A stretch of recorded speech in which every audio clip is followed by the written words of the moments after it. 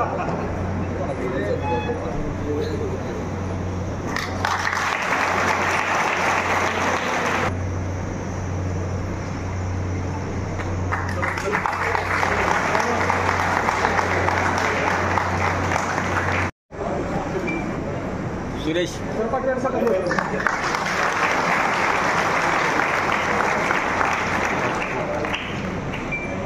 मतदान आहे अन्नामध्ये 36,000 परंतु आम्हाला 36,000 होणार नाही कारण त्याला मतदान केले होते 60-70% जरी मतदान झालं तरी 25,000 ताज्या मतदान होणार आहे.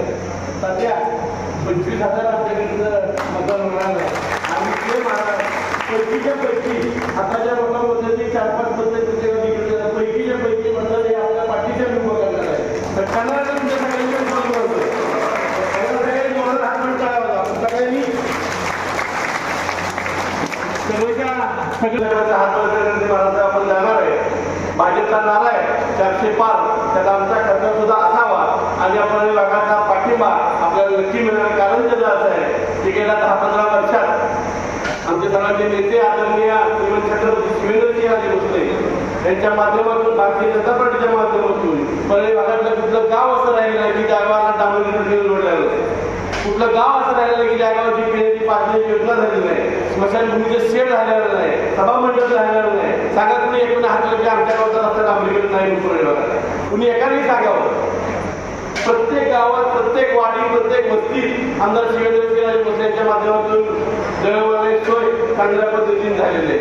पिण्याच्या पाण्याच्या योजना हर घर जल हर घर नळ या योजनेखाली आमच्या परळीची 7-7.5 कोटीची योजनेचं काम सुरू आहे. आंबोड्याचं 6-6.5 कोटी योजनेचं काम सुरू आहे.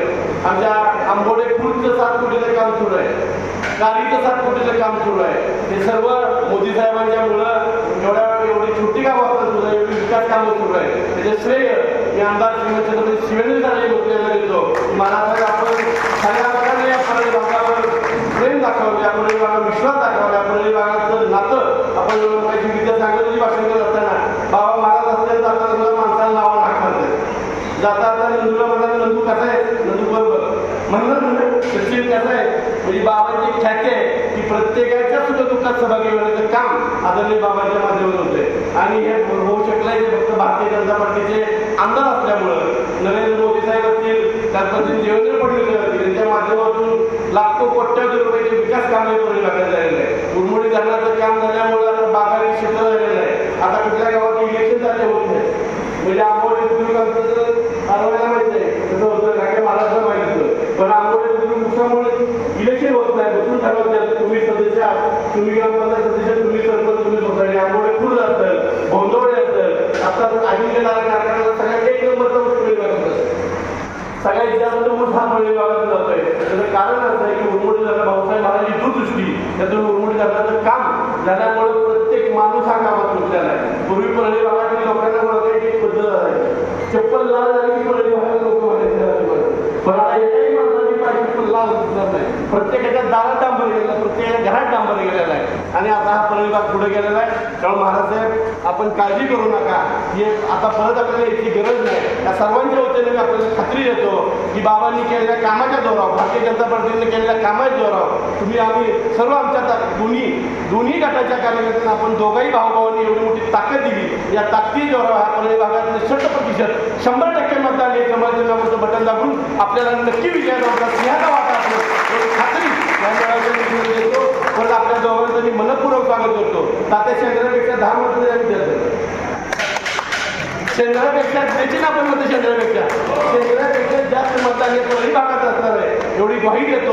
परत एकदा दोघांचं मी मनपूर्वक स्वागत करतो आणि थांबतो. जय हिंद जय महाराष्ट्र. 7 तारखेला मतदान आहे. कुठल्या गावात बूथ लागतं का नाही बूथ फक्त पर्यंत पाहिजे कमळ पहिलं 2 वाजेपर्यंत 3 वाजेपर्यंत कार्ड पण नियमन करायचं जाहीर बोलायचं नसतं. परत आपली नियमितता आहे ज्या पद्धतीने मतदान झालं पाहिजे 70-80% मतदान परळी भागात झालं पाहिजे एवढी आपली सर्वांना विनंती करतो आणि थांबतो. जय हिंद जय महाराष्ट्र. आणि या विभागाचे मार्गदर्शक सन्माननीय राजू भोसले साहेब यांनी छत्रपतींच्या समोर साक्षीने या ठिकाणी सांगितले आहे की न ठेवता आपल्याला येणाऱ्या 7 तारखेला आपल्या गावातलं होणारं सर्व मतदान मी मुद्दामून परळी विभागामध्ये सर्व म्हणतोय कारण इथं